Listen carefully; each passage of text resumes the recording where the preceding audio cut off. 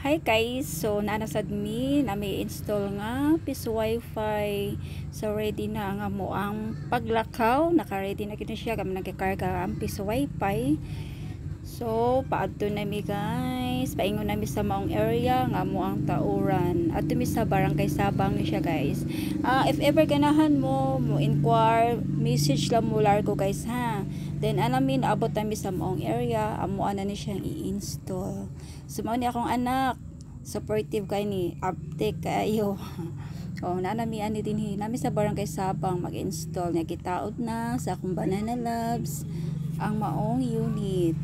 Oh, mao na siya. Then ang antenna na sad.